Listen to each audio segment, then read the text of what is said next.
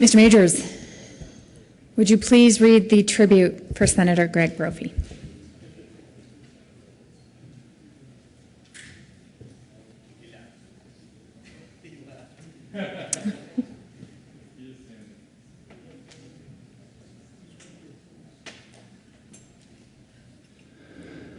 The Senate of the Colorado Legislature, convened in the 69th General Assembly, hereby extends heartiest congratulations and commendation to Senator Greg Brophy. Senator Greg Brophy was elected to the 64th, 65th, 66th, 67th, 68th, and 69th General Assemblies, where he represented his fellow citizens with honor and dignity. During his tenure in the House and Senate, he served with distinction as Senate Assistant Minority Leader and as a member of the Agriculture, Livestock, and Natural Resources, Agriculture, Natural Resources, and Energy, Appropriations, Finance, Information and Technology, Judiciary, Legal Services, and Legislative Council committees, as well as a number of interim committees. The citizens of Colorado and the members of the Senate express gratitude for his exemplary service to our great state and wish Senator Brophy well in his future endeavors. Given the 7th day of May, 2014, the state capitol, Denver, Colorado, signed Morgan Carroll, President of the Senate. Mr. Minority Leader. Thank you, colleagues. Please be seated.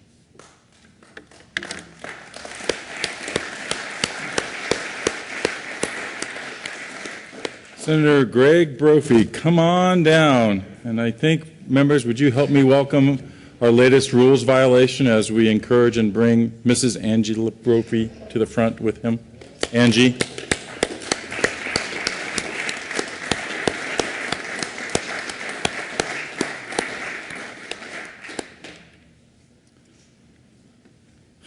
Okay, I'm done after this. I'm done. You know, Greg came in a little bit after me in the House, but I am pretty sure we've always been here together. And what's interesting here is when you come here for the first time, as many of you know, you try to learn from those who were here before you. And when I started, the folks that had been here for a while had been here a long while because term limits had not started to kick in yet. So I was serving with folks here that had years and years and years when I was in the House, years of experience. And you try to get experience from those who you get to know quickly because your time here is short. It's only 4 months. And some days it seems like forever. So I kind of recall who I tried to get mentoring opportunities from when I first came in.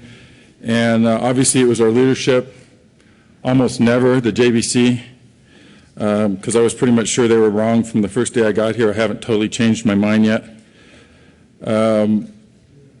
But literally after Greg got here, I found him becoming my mentor, and for a guy that's younger and with less time here, considering who we had here that had been here dozens of years, some of them, I think that says a lot, and that has never changed for me. Greg is my go-to guy on policy and politics. When I was in the position with the opportunity coming before me to run for minority leader, and most of you know what it's like. Isn't the leadership race fun? Isn't that just the most fun you can have besides a primary? And you know what it can be like. If you're interested in the job, you try to identify who else might be most interested and capable and possible of getting more votes than you, and you try to get more votes than them first. Come on, this isn't a secret. But so one of my first calls was to Greg, not to see if he was going to run for the job against me, but frankly to see if he would rather have the job, because I would rather have supported him than run for the job. And at that point he said, no, this is your time to do this. And he encouraged me, which up until that point I actually thought we were friends. I think so much of him. I actually looked at last year. We kind of have a commitment to stay out of primaries as we're trying to stay focused on the task at hand going forward in elections. But I had a proposal for Greg. I said, you know, I'd actually really like to support your race for governor. And gosh darn it, I'm going to have to step down as minority leader to do it. And he talked me out of that too. Somebody was asking me, the press was asking me yesterday about Greg's time here, and we had a really good visit, obviously going back quite a ways, and they were asking me about some of his quirky bills, and it kind of took me back to some of my first House bills with Greg, something about bicycle lanes and the bikes everywhere, daylight savings time, Brophenol, the new dad's root beer, which meant have a beer with your dad. Remember that? I thought that was a pretty good idea. A lot different than when I was a kid. My dad would have been there while I was drinking some of his beer out of the fridge. I have really been dreading this day, and I've told him that I don't want him to leave. And it's going to be very apparent next year when it's time to make the committee assignments, or we have a bill that he has been the go-to guy every year, every time on those bills. I'm also going to miss the constant, interesting relationship between him and Ted Harvey. That's another issue, and we'll talk at Stoney's.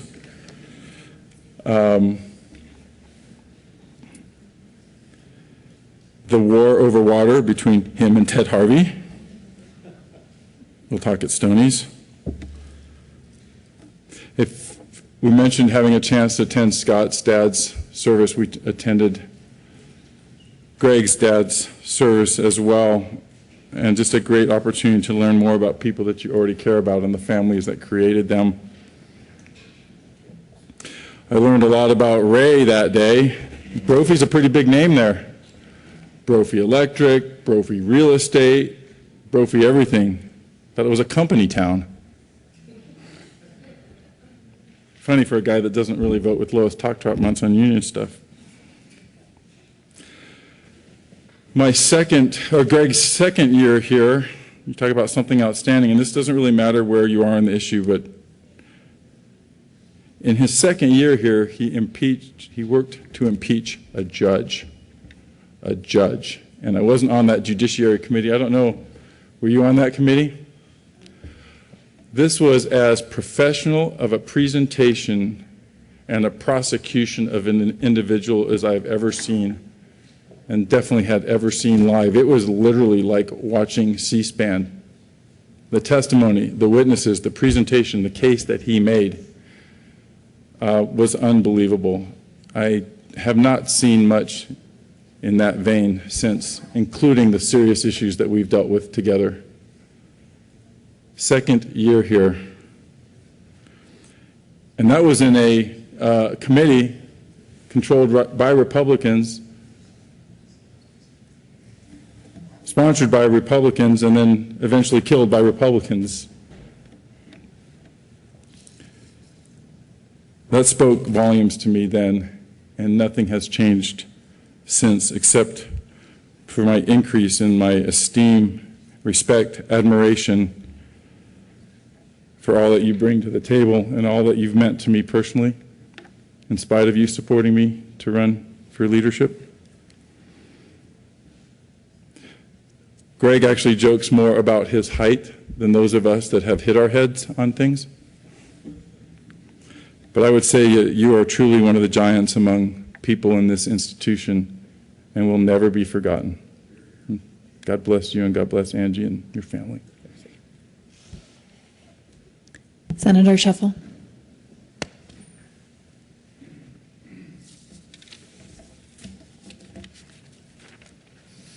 Thank you, President Carroll. Senator Brophy, when I think of you, never, ever, ever underestimate Senator Greg Brophy. No matter what the area, he's funnier than you might think. His faith is deeper than you might think. His intellect, his knowledge.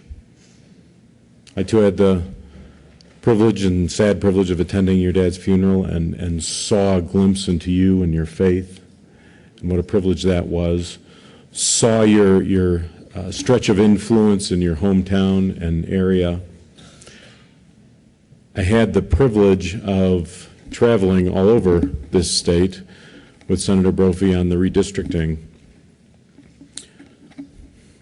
endeavor.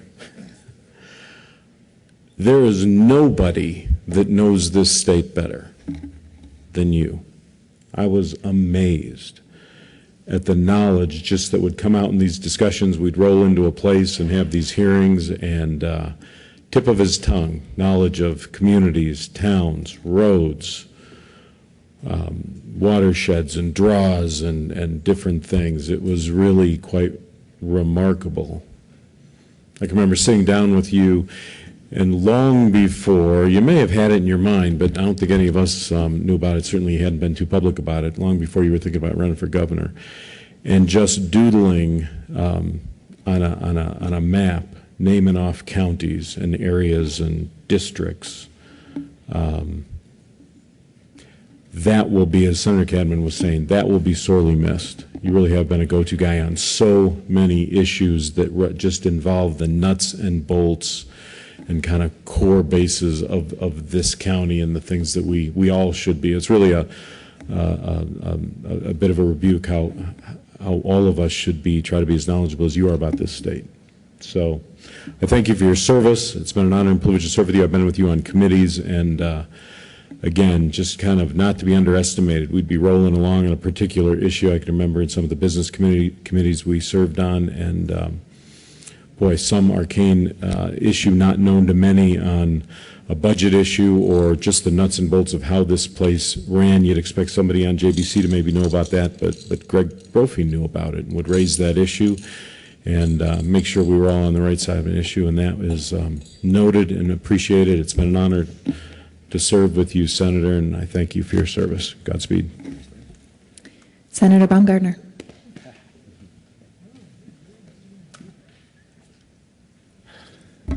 Thank you, Madam President.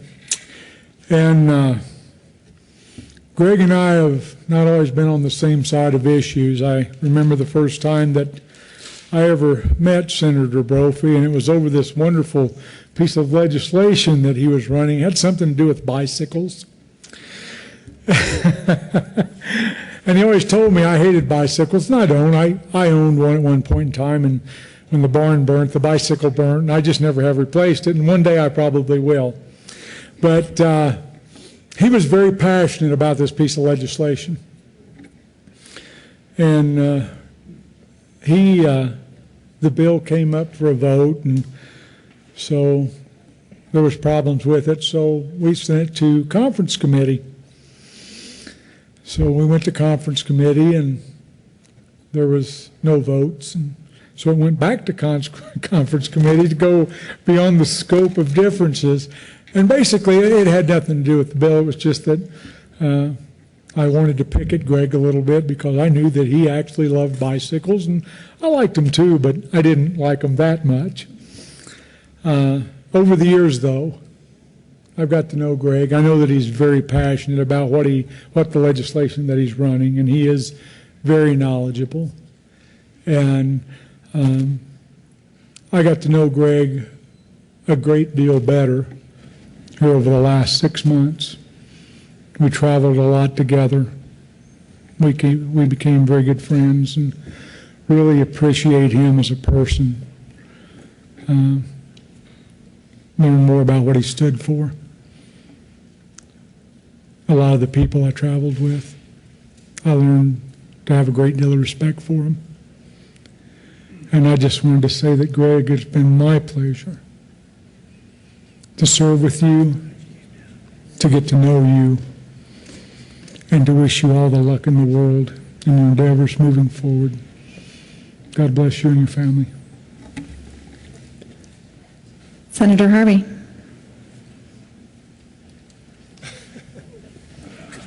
Sit down.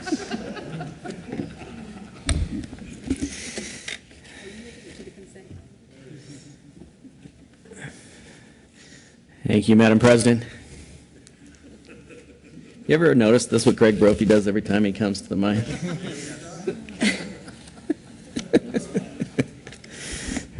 smiles. Members, there are few people in this world I love more than Greg Brophy. He and Angie have become dear friends of mine and Janie's. But the things I'll remember Greg Brophy about is watermelon shoots. For those of you who haven't shot a gun, you need to come out to the Brophy farm in about August, September, when the melons are too ripe for eating, but they're perfect for shooting. And Greg has a watermelon shoot every year, and we call it a fundraiser, but I don't think Greg's ever raised a dime in the time that he's had the watermelon shoot. He wastes all of the resources that he raises on beer and cigars, I think.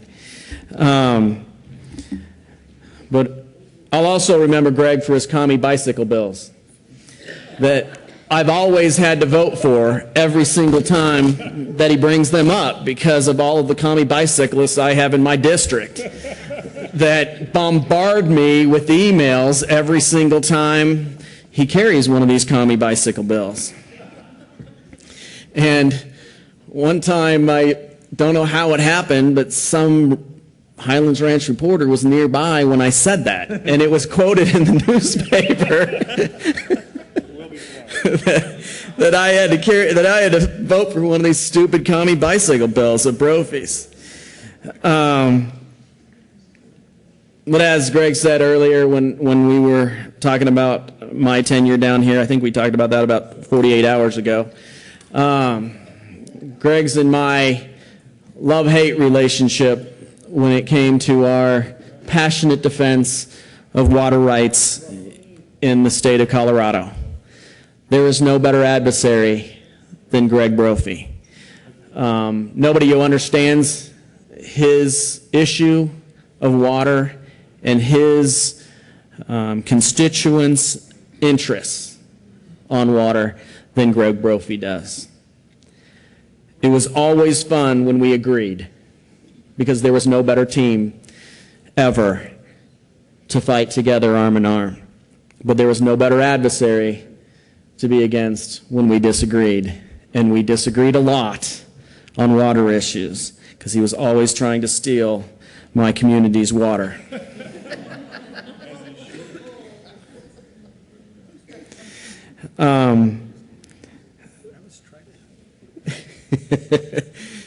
Chatfield Reservoir. That's all I got to say.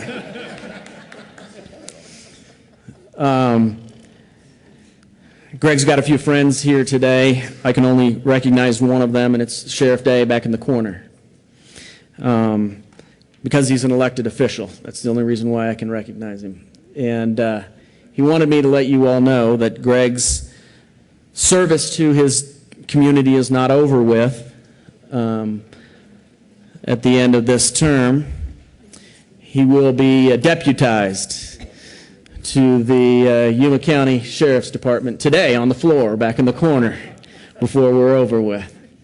And I'm not joking either. He's not that good of a shot, though, so I hope the criminals are not that fast. Is there any criminals in Yuma County? I don't think so. Greg is passionate about bicycles. He's passionate about farming. He's passionate about water.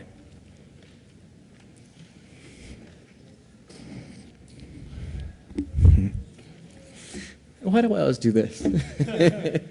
But there's nothing he's more passionate about than Angie. You know, they've been married for over 20 years, and I've never seen anybody so soppy, goopy, gross in my life than these two after 20 years of marriage together. And who wouldn't be? Angie, you are an amazing woman. I know the sacrifice you have had to endure to allow your husband to serve. It is a sacrifice, and we love you for it. Greg, you are one of my brothers in arms and band of brothers, I love you, man, and we will be friends for life. Senator Lambert? I had Senator Lambert first.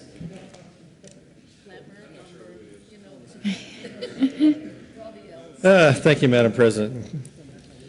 In the 8 years I've been in the legislature and the 2 years prior to that I served with then Representative Keith King and Representative Dave Schulteis over in the House, I think every Monday I've received a letter signed by Greg Brophy.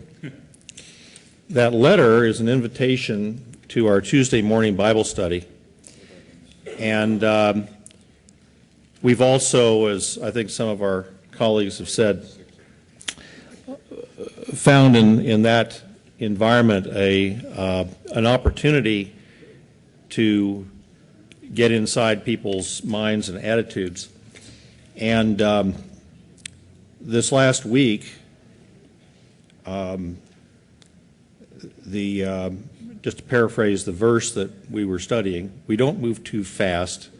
I think it took, 8 years to get through the book of James? 6 years.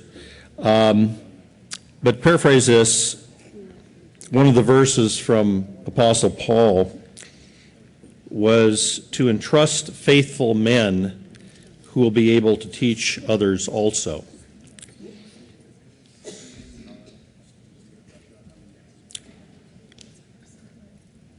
And I think after Senator Greg Brophy's tenure, that's something that he leaves as a legacy of what he has done to be a trusted man, to teach others, to be fair. And as I was studying that, there are a few examples immediately following that verse of who those trustworthy people are. It struck me that one of the examples was a wrestler. We've had too many wrestling jokes today, I think, but Senator Brophy was state champion, I believe, state champion of Colorado in wrestling. And I think that preparation builds character and the attitude to succeed, the attitude to play fairly.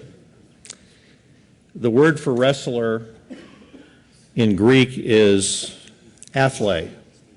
It's where you get the word athlete.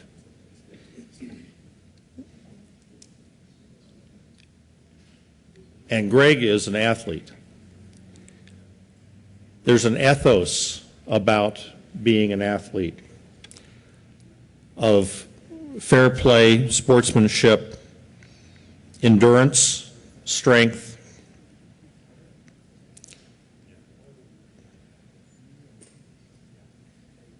And the verse in the Bible that I think epitomizes part of that is an athlete is not crowned unless he competes according to the rules.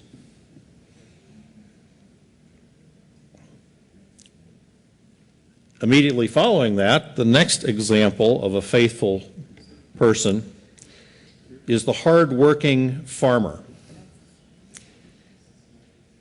And again, this epitomizes Senator Greg Brophy, a person of the soil, and literally the word farmer in Greek means earth worker. He works the earth to produce fruit. And I think that's something that Greg took with him in his life experience and will continue to do so, is produce fruit, not just through the ground, but through people. And it's good fruit, and it will last and be carried on as a legacy to other generations. Later in the book of 2 Timothy, in one of his last writings before he was beheaded, the Apostle Paul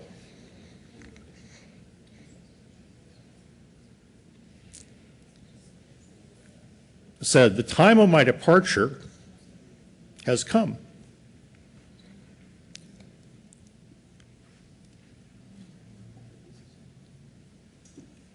And that's what we're recognizing today in our friend Greg.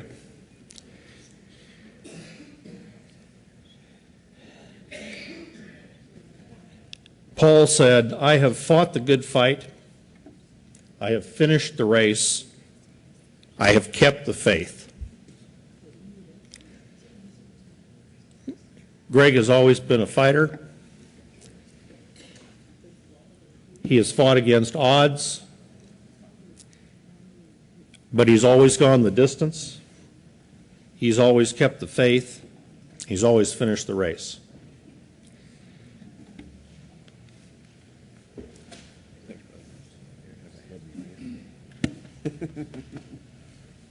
Senator Johnston?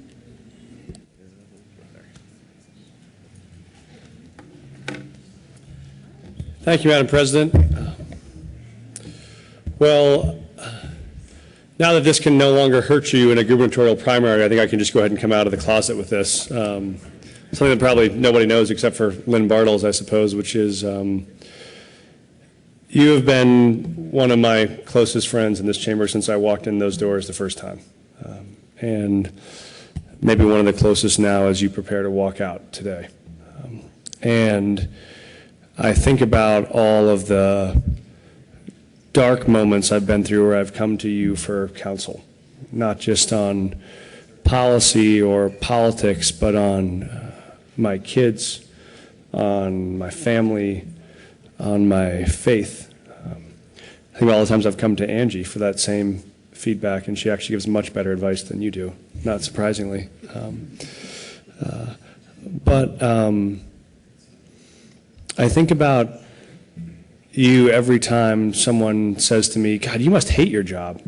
It must be terrible. You go down there and it's partisan and everyone hates each other and nothing gets done and it's so vitriolic, and what a terrible place to spend your life." And I say, actually, it's nothing like that. What happens is I have an idea and I have a bill, and before I run my bill, my friend Greg comes up to me and puts his hand on my shoulder and says, "Mike, this is a terrible idea.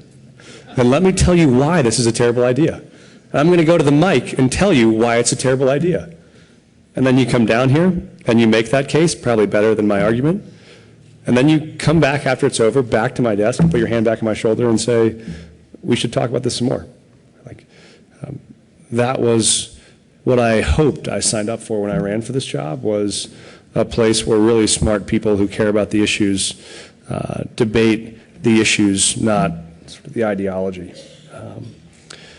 And I mean, not surprising that you are a state wrestling champion, because it is that sense of the people you love to see the most are the very best competitors, like Senator Harvey said, the ones who will challenge you to get better every time you play.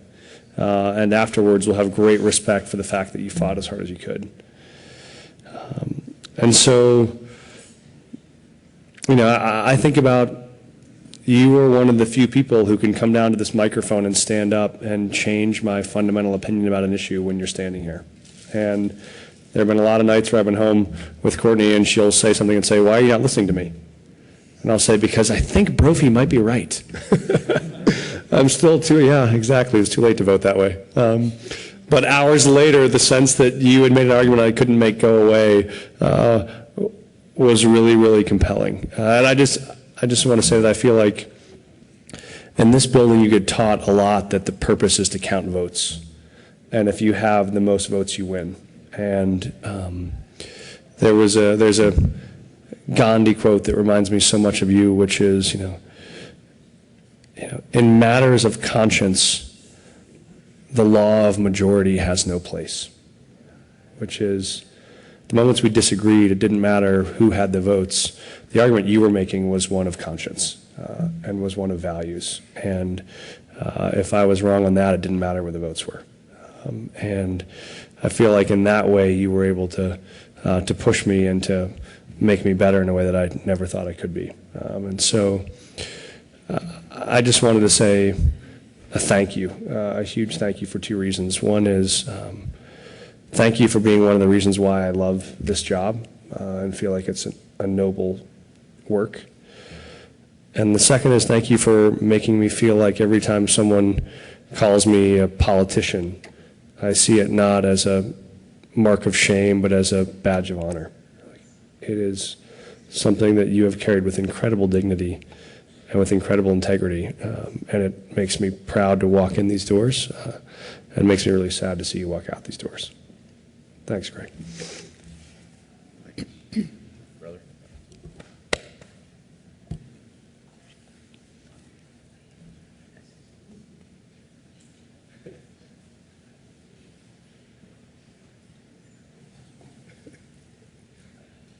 Senator Lundberg. Thank you, Madam President. We've been going for well over an hour, and I come down here because nobody has mentioned Brophy time. Of all the things you leave us with, it's that concept of Brophy time, which always amazed me because as a farmer, you couldn't care less what the clock says. It's what the crops say. It's what the weather says. It's what the sun says. But I think that's right along the same level as the commie bicycle bills that I, like Senator Harvey, were forced to support. But as I look around the room, I see that Senator Brophy and I believe, were the only ones to come into the legislature in 2003 at this point. And so I feel a lot of common ground with my good friend. And some other commonalities that I could really relate to is, on my mother's side at least, the family comes from that part of eastern Colorado. And I've got quite a background in ag as well, even though I was born and raised in Denver. A little bit of a difference, but I felt so much in common with Senator Brophy and First Representative Brophy. Greg, you've been one of my best friends down here. And what I really want to leave you with at this time is the fact that you've pushed me. You've pushed me because your brain runs about 3 times faster than mine does. This is probably just more of a testament of my slowness than your speed, but I remember that first year we were down here, and it's towards the end of the session, and we were voting on bills right and left in the House, and some bill went through, and I voted for it, and you voted against it, and you looked at me, and I said, "So what was that bill?" And he said, "It was the long bill." And I was not intending on voting for it, but you really were so much faster in everything, and that has pushed me to keep up and to keep track and to dig deeper and to really understand the issues and the bills, and most importantly, how it affects the people of Colorado. And that's what you've pushed me to do, is to be better at that. And now, even though we came in together, you're leaving too soon. And Lord willing, I'll have a few more years, and yet you won't be pushing me from a chair beside, but I'm going to feel that pressure all along to be better, to learn more, to dig deeper, to understand, to make those arguments, to understand what it does to the people of Colorado, because that's what you've been doing. You're a dear friend, and I can't say it all at the mic here, but I sure will miss you. But I'm going to keep pushing. Thank you, brother.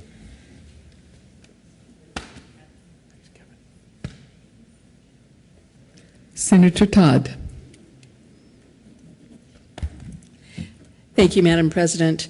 And again, I had the deep privilege of getting to work with Senator Brophy as a representative and now as a senator.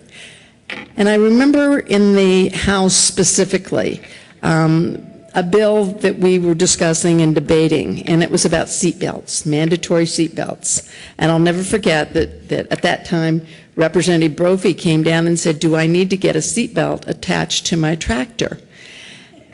And, you know, we all kind of laughed at that. But what it did is it made me stop and think how important it is, excuse me, how important it is for us to look at what rural Colorado really is about. And that when we try to impose a statewide law, what are the effects? And I learned a tremendous amount. Greg, you and I never served on a committee together. Don't think we ever ran a bill together. But a couple of things that I admire most about you is the creativity and the innovation of the way you look at things, and that you look and think outside the box. And you don't ask, what if? You say, why not? And I think that has been your approach as a legislator down here. It has challenged us to think about how do we approach things and how do we look at things in a wider way. Your depth of character is immeasurable. And I think the evidence of that has been in so many different cases. I remember saying to you, I watched you on the debate, on the gubernatorial debate, and you were surprised that I watched. And I said I was so impressed. And your comment was, well, I think I won it because people like me. And I said, what's not to like? I think Greg Brophy has the, not only the tenacity, but also the intelligence of being able to look at the big picture.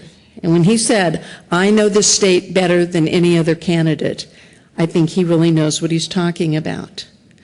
I want to say a special thank you to you, to Senator Renfro, to Senator Harvey as you get ready to leave, Senator Scheffel, Senator Cadman, Senator Grantham. When the, I think that was it, when the Aurora Theater reopened, you came to Aurora the night of the reopening. That meant a tremendous amount to me. Thank you. God bless you. God bless your family. And well wishes on your next journeys. I know they're not over.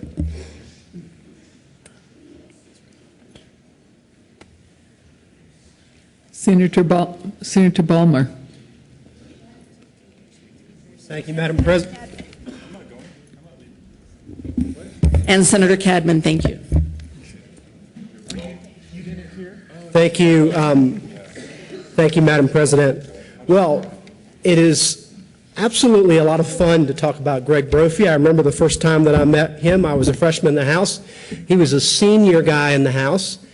And, you know, just like any other clueless / cocky freshman, I thought that I knew a lot about suburban politics and that I knew that he represented some place in Kansas or Nebraska or somewhere out there. I wasn't really sure what this district was. But he knew all about my district. He knew all about suburban politics, and he could talk suburban politics with me. And I was just I thought that was so cool. But I had no idea how much he knew about politics. Greg Brophy could right now, if we gave him the mic and asked him to do this, he could literally describe the boundaries of each one of our districts. He could tell us something about each one of our districts. He could tell you a grocery store in each one of our districts. He could tell you the difference between the types of groceries that they sell at this grocery store and this grocery store, even if they're both King Soopers. Greg knows little things about all over Colorado. He knows more about Colorado than probably any elected official in this building, including our esteemed governor. It's a good thing he ran for governor. It's a bad thing that our party did not have the wisdom to nominate him, but that's another discussion. But this gentleman really, really loves Colorado. I had fun with him just because I wanted to see if I could find a chink in his armor. This is more recently. This is this year when he was running for governor. He was already announced, or no, wait a minute, this was last year.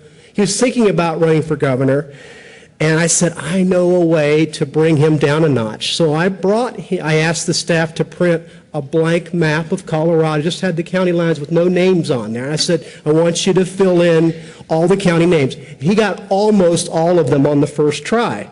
So I said, oh my gosh. But now he could probably, if I just gave him a square with nothing inside the square, he could probably fill in the county lines and the county names. And of course, as I said, tell you everything about every county. And it's not just because he's a nerd on politics, because I'm a nerd on politics too. He really does love politics. He likes reading stories from Campaign and Elections magazine or National Review or anything that is challenging on the science of politics. But it's also because I think he just loves Colorado. He likes riding around Colorado on his bicycle. But he also has done one of the most difficult jobs that any Coloradan has done. He's been a farmer. I've had conversations with him when he was on the tractor. And of course, being the suburban guy that I am, I'm thinking, well, maybe he's not actually driving the tractor right now. He's probably taking a break because we're having a normal conversation. And he explained to me, oh, no, I'm driving the tractor right now talking to you on the cell phone. And this tractor is so state-of-the-art that it doesn't make any noise, and according to Greg, he doesn't even have to drive it. It drives itself. So Greg Brophy has done more things than all of us combined, I think. And he has loved all of it. Greg has been pushing the Republican Party for quite a while to try to figure out how to be more understanding of people that don't traditionally vote Republican. He's been trying to push us, he challenges us in caucus all the time. Not because he represents a swing district. I think he represents possibly the most Republican state Senate district in America, but definitely Colorado, I think. But it's because he knows that the Republican Party needs to care about all Coloradans, and he's constantly challenging us in caucus and on the floor, hey, make sure that you think about that from all sides. And so God bless you for caring about all Coloradans, Greg, not just those that are traditionally Republican voters.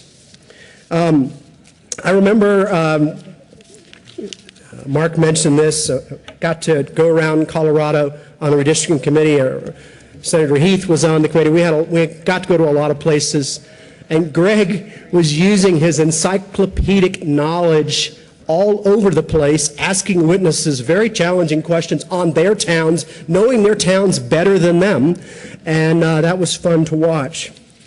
I remember when we were on our way, we rode in a van together to go out to Greg's dad's funeral. We were in Fort Morgan, which, God, we'd already driven for 9 hours to get to Fort Morgan. And I thought, are we there yet? And they said, no, we still got another 100 miles to go. But we're in the McDonald's, because we had to stop because we were starving by that time. We stopped at the Fort Morgan McDonald's, and we're in there, and they saw a bunch of legislators in there, and they said, what are you guys doing? We said, we're going to Greg Brophy's dad's funeral. They go, oh, yeah, we heard about that, but please tell him that we're praying for him. And everybody in the Fort Morgan McDonald's knew who Greg Brophy was.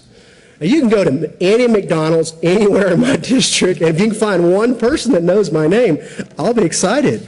But everybody in eastern Colorado, Kansas, Nebraska, and South Dakota, North Dakota knows Greg Brophy, and every other place that he's ridden his bike. And that's really neat to see.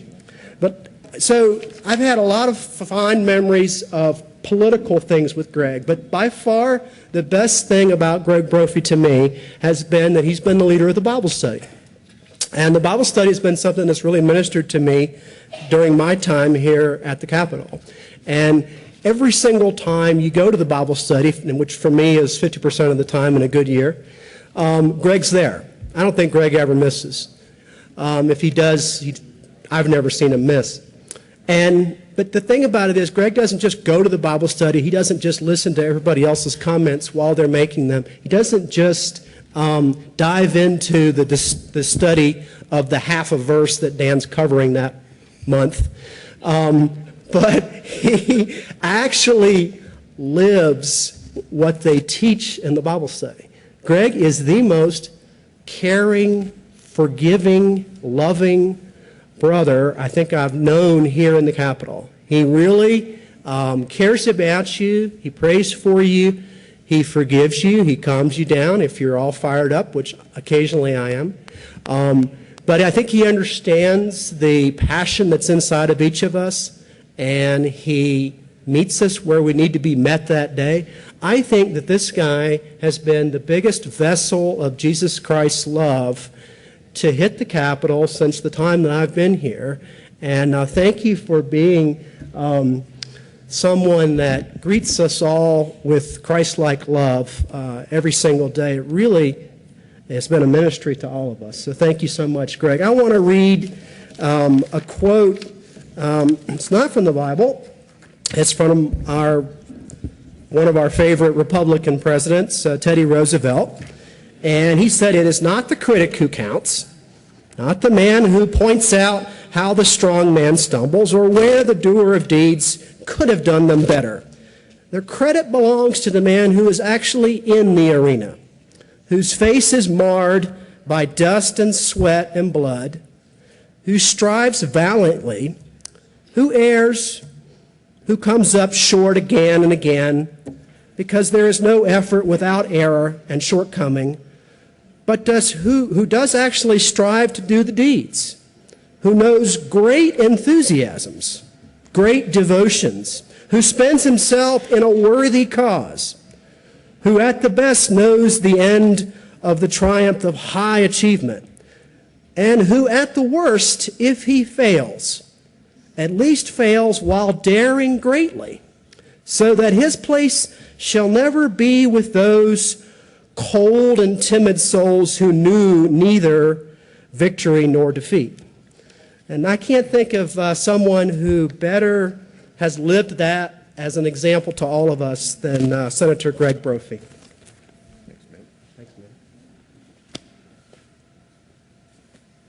Senator Kerr.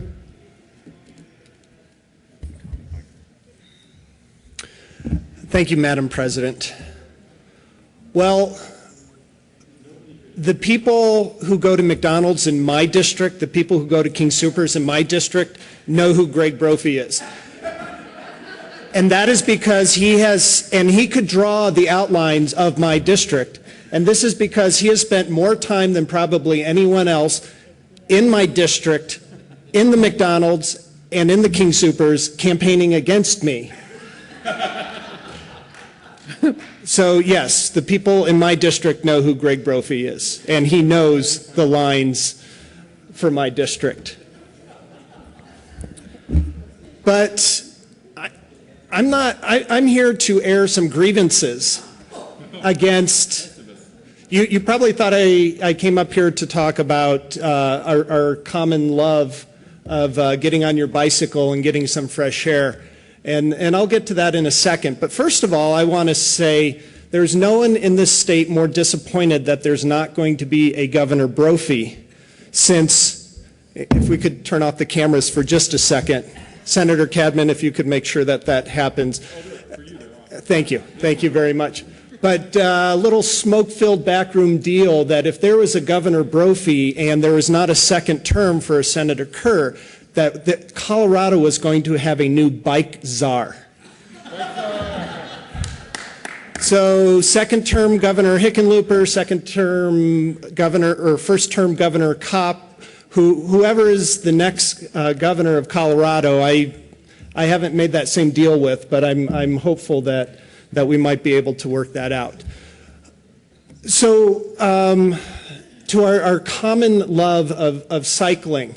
So if you go to my Facebook page, and not my political page, but my personal page, which Senator Cadman, you'll have to use one of the made-up names that you use on Facebook to get to my personal page. But most of your staff back there probably can show you how to do that.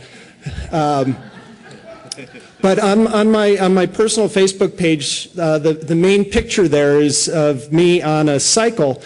And Senator Brophy didn't take that picture, but he was right there when it was taken. We were going up Lookout Mountain.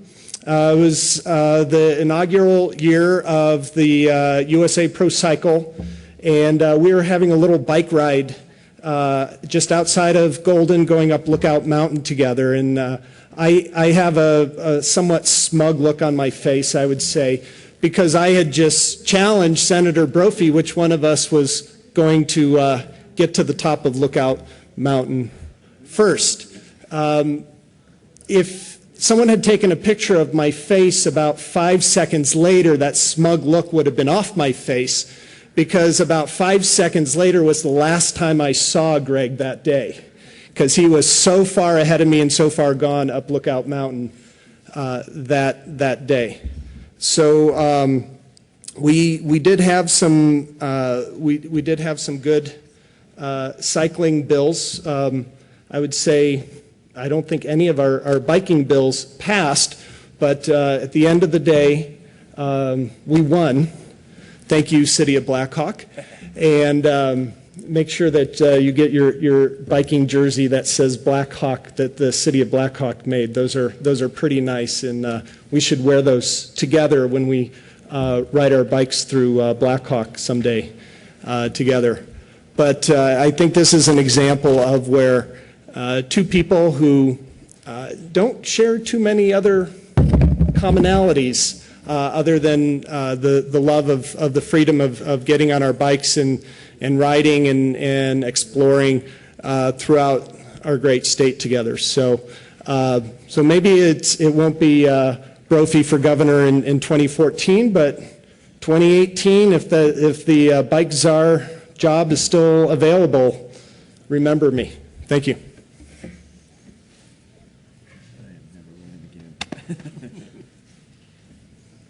Senator Marble.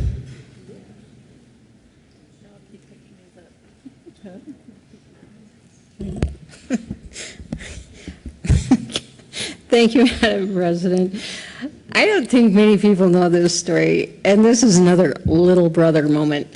And when I won the election and came in, and here we are all on the floor, and we get sworn in, and man, I just won the lottery because I get to sit next to Greg Brophy. So I think, oh, what a awesome opportunity this is, because I know this guy knows more than anyone about everything going on within the state of Colorado. So after we have the, pomp and circumstance and all the stuff that happens that first week, I come in the next week and I just am so excited, and I walk in the door and I come in and I look at Greg and I go, "Good morning, Greg," and it's, nah. And I think, well, that's weird. Well, then I look at him and I look at what he's doing. He's like on 3 different radio stations and updating 4 different websites, multitasking like no one I have ever seen in my life. I mean, this guy's a busy guy. So I thought, oh, okay, just leave him alone. I walk in the next day, same thing. Same thing. I said, does this guy ever stop? This went on for a month and a half. Every morning going in, "Good morning, Greg." Eh. That's about all I got out of him. So finally, out of my frustration, and I have, believe me, I've got 2 boys who have taught me throughout my life that, Mom, you got no game. I don't know even how to strike up a conversation with so many people. And I tried a couple of times, and I realized that Greg Brophy is an important, and he's a very busy man. So we were in one of our late night debates, and it was probably around March 1st. And I was standing up, as I usually do, by my chair, because we sit so much and your butt gets so sore, you just got to stand up a lot just to give your butt a little bit of a break. And I'm looking, and it was the gun debate. And I think it was about 9:30 at night. And I'm thinking about my relationship with my brother, my older brother, my biological brother, and I'm thinking about my relationship with my Marine sons, and I'm thinking about, you know, what would really work here. So finally, I get so frustrated, I turn around and I look at Greg, and I said, Greg? And he goes, nah. Nah. And I said, I'm going to take you out back and kick your ass. That was the icebreaker. That was where we connected, and that's where things really started to happen. And I would suggest if any other woman comes in and they have a little bit of a hard time relating to some of these guys who multitask like there's no tomorrow, and you want to get noticed, try that line. It worked with Greg. And I would say it has been an honor and a pleasure. He is absolutely hilarious. Every time we have had a conversation since that time, it's been nothing but a learning curve for me, and I know I have a lot of work ahead. If I only could learn half of what he's forgot, I would be a very blessed woman. Thank you so much, Greg.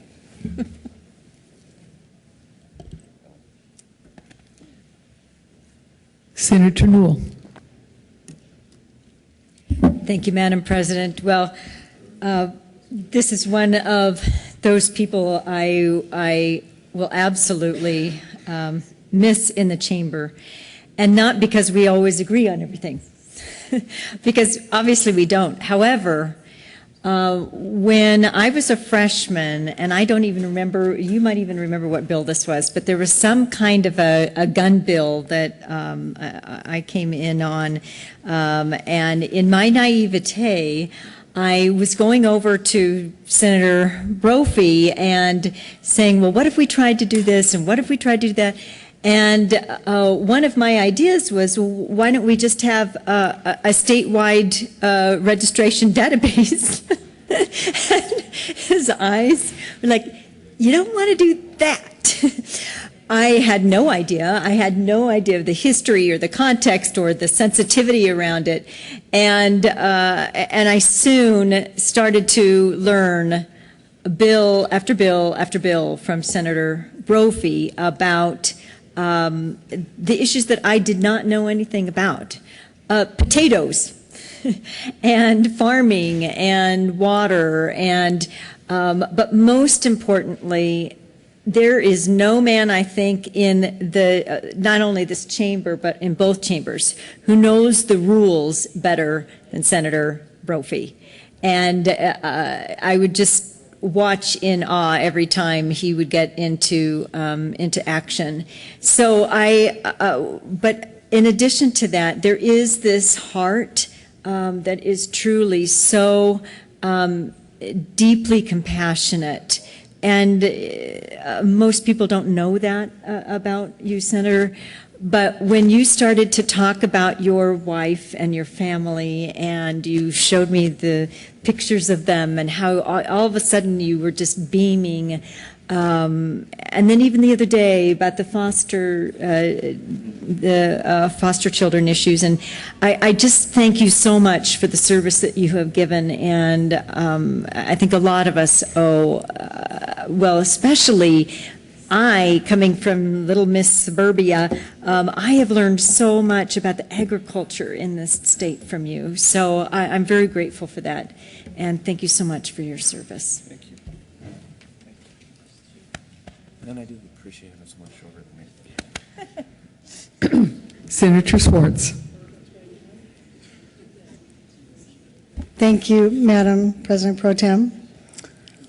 So, Senator Brophy, it's been a long time together, and I want to reiterate those issues around this. You remind me of my father, a man of very few words, except for when he decided to talk about it. And I respected you so much as the ranking minority member of the Senate Agriculture Committee. I held that, and to the degree that you held me very accountable And yet, you were the person with the experience, with the tenure on the agriculture issues, and I appreciate that. But I do have to say, between Senators Brophy and Harvey, it was always the South Platte versus the South Metro. And what I do want to say also is we have an expression at our house sometimes. It's seldom right, but never in doubt. So whether it's constitutional or not constitutional, but we're never in doubt on those issues. So to that extent, it has been really a great, productive 8 years. I think we've done well for agriculture, and I look forward to working this summer on the Water Interim Committee, talking about water markets, talking about flex markets, because Senator Brophy, you are one of the most provocative thinkers in the building, and always have been. That your thinking is never what I expect it to be when I come on the other side of the aisle and chat it up about the Ag Committee, but I never know where you're going to come from, but it's always a place that sort of expands how we view things. I want to thank you for that. So it will be, I think, a productive summer. I'm glad we're not going to be finished with our ability to talk about these important issues. And hats off to your biking and all your commitment to riding. I remember right before I came in this building, I did 4 Ride the Rockies. I was a biker. And I really learned very quickly that I'd crawl out of this building in May, and it would be, there's not a prayer that I could do the kind of riding that you have committed yourself to long term. And I want to thank you. I want to thank you for the opportunity to work together. I want to thank you for your patience, your tolerance, and your friendship. All the best to you. Thank you. Majority Leader Heath, and then we'll have Senator Grantham. Thank you, Madam President. And Senator Brophy, I could come up here and talk about your passion, your intellect, which I've always admired, and we could talk about your crops. I always enjoyed sharing that. But it was Senator Harvey that got me up here to speak, because he was talking about your mannerisms whenever you came to this mic.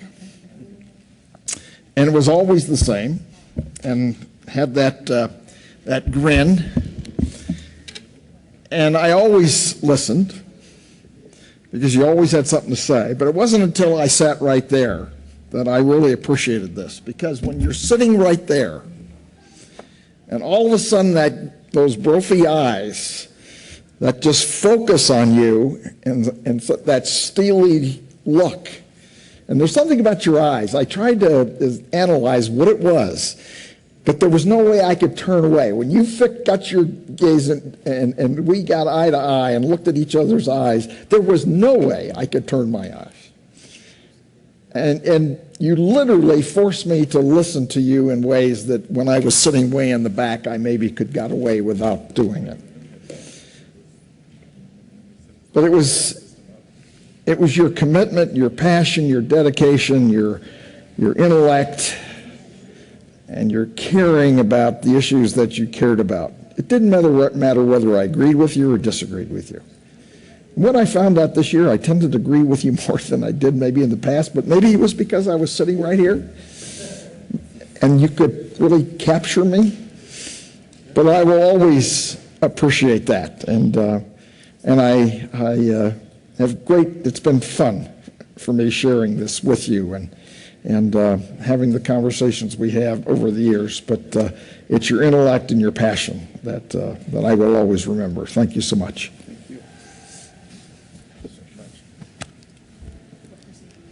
Senator Grantham, and then you.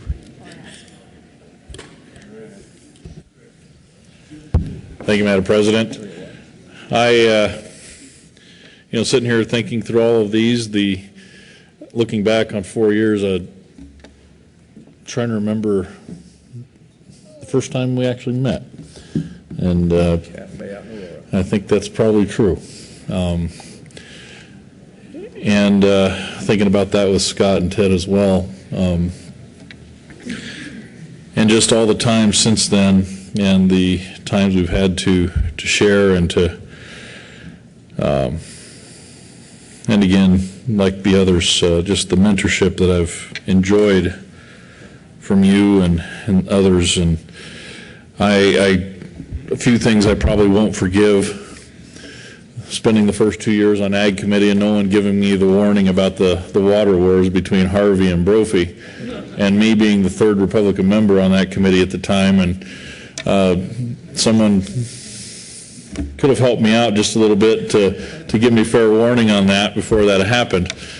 There is one bone of contention.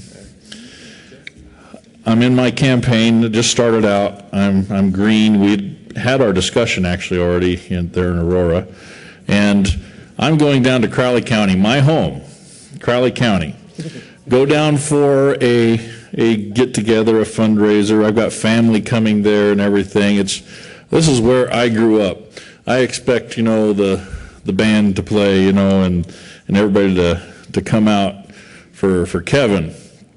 I walk into the park where we're having our little picnic there and get together, and my brother-in-law, who is my rock down there in Crowley County, is wearing a Greg Brophy for House t-shirt. I've never forgiven him or you for that, by the way.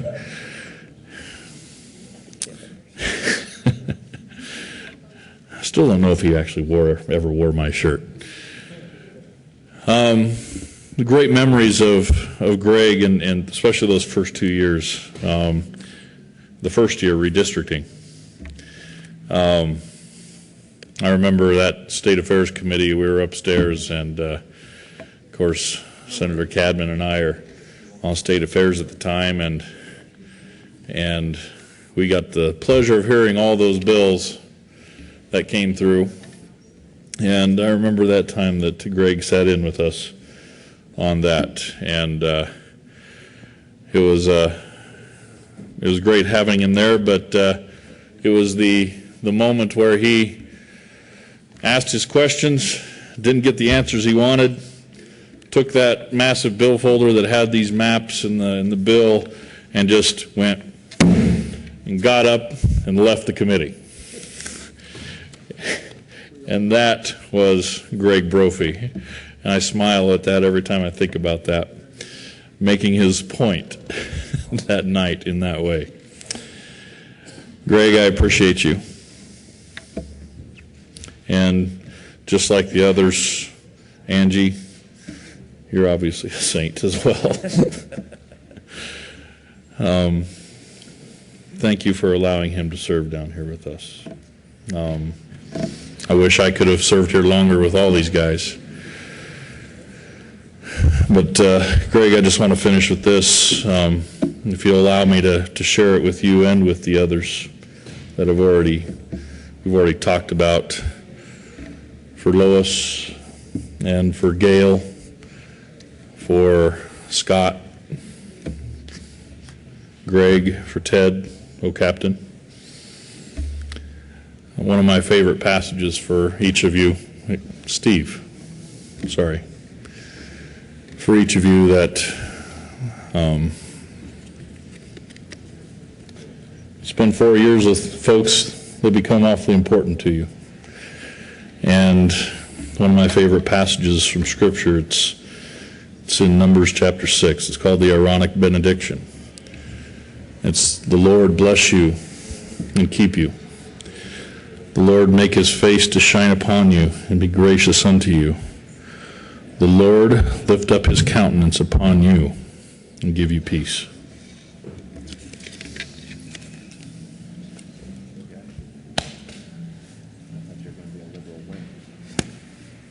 Senator Tatra.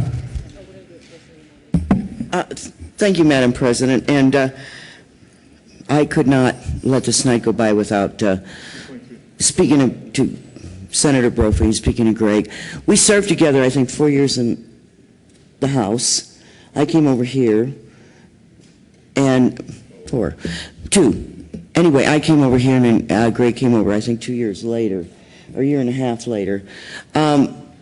we share a lot of interests, but we also disagree on a lot of things. But I will tell you, it was so interesting, his passion for the water rights on the South Platte.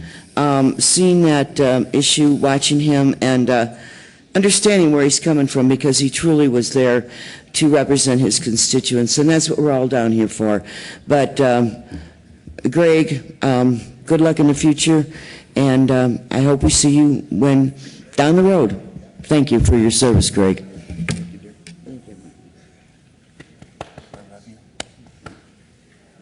you want to say something about him now before he speaks? Yeah.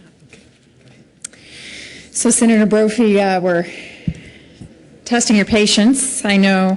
But before we turn this over to you for your comments, there isn't anyone who served with you who hasn't observed a very quick wit, extremely well-honed strategy as well, and someone who really does dig deeply into public policy. There's a whole range of how far people go into the public policy they do, and I think your district has been well served, very diligently served, with a very conscientious work ethic, and this chamber has benefited from your intellectual acumen and your service. And thank you for your service. You will be missed. Senator Brophy. I was reminded of another line out of a movie. I think it was Tom Cruise in Cocktail. He said, "Where you bury the dead or they'll stink up the place." We've been going at this entirely too long. And thank you for your kind words. It means a lot to me. I have truly enjoyed serving with all of you. I want to thank my wife for the patience of living with a guy who's gone 4 nights a week for 4 months out of the year, and then all too often the rest of the time of the year she was effectively a single mother, raising our 3 wonderful kids. I think Megan is probably watching right now. She hasn't gotten too bored. And David probably stopped watching a long time ago and is back to playing video games. And Jordan is up in Laramie, and it's finals week, so I know what she's doing. She's either drinking coffee or studying, or both right now.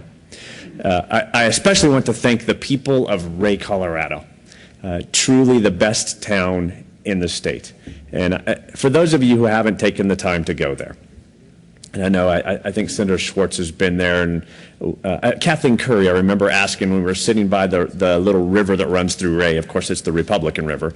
And she asked if the level of the river changed or not. It didn't. It stays about the same year round. It is a gorgeous town full of the nicest people, and they have been so unbelievably supportive of myself and my family. So thank you so much, and God bless you all.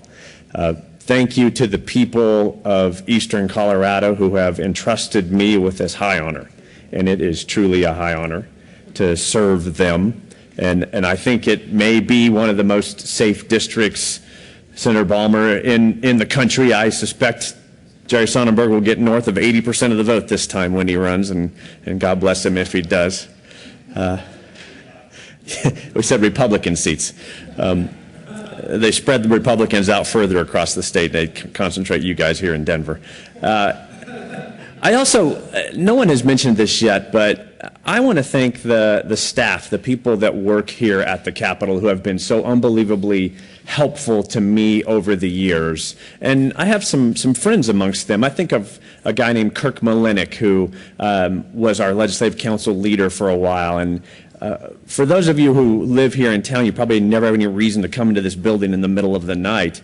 Well, those of us who are bored with nothing else to do will often do that. And I remember catching Kirk playing a guitar in the rotunda, which has great acoustics. It's just a lot of fun to know him, and to Mike Maurer and some of my absolute favorite drafters.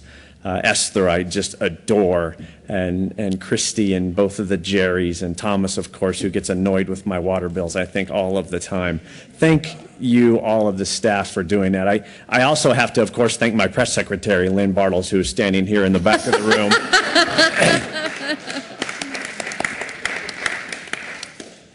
You haven't gotten rid of me, darling. I'm still going to be around, and we'll see each other a bunch.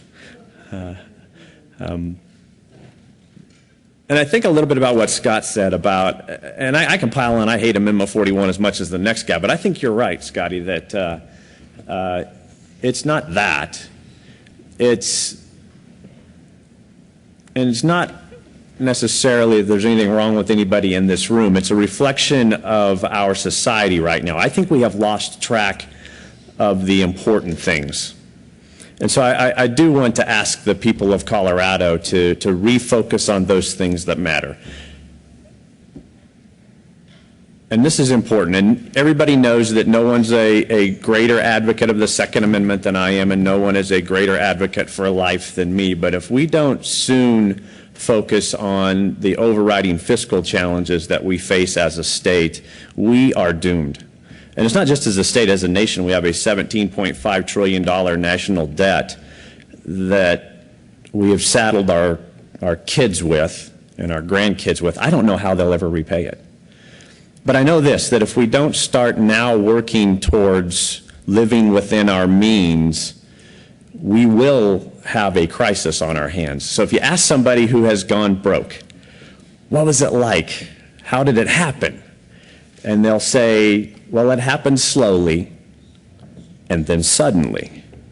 And that's what I'm afraid that we face if we don't refocus as a citizenry, for the people of Colorado, the people of the United States, refocus on that. Job number one is to regain our role as the bright shining light for the rest of the world, and we can't do that if we're broke.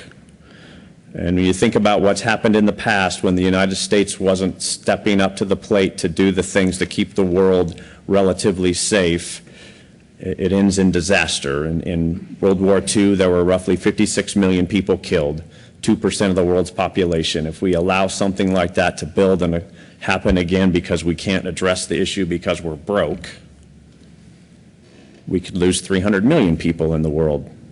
And that would be a shame if we're distracted fighting over who can live with whom or what size of an ammo magazine you can have. So my challenge is just not to you guys, it's to the people of Colorado. Let's refocus on the things that really matter and come back together to solve the biggest problems that we face, and then the little things will take care of themselves. God bless you all for allowing me to serve with you and to work with you and against you over the years.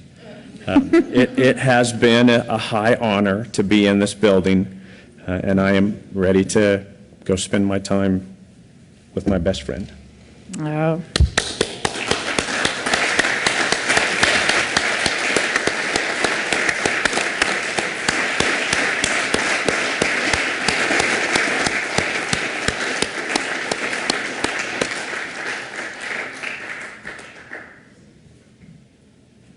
Mr. Minority Leader. Thank you, Madam President. I would like to second the nomination from Senator Kerr of Senator Brophy for our candidate in 2018, the bipartisan candidate for governor, the first one ever. I'm going to miss my friend and my leader, and we wish you both well. The Honorable Greg and Mrs. Brophy.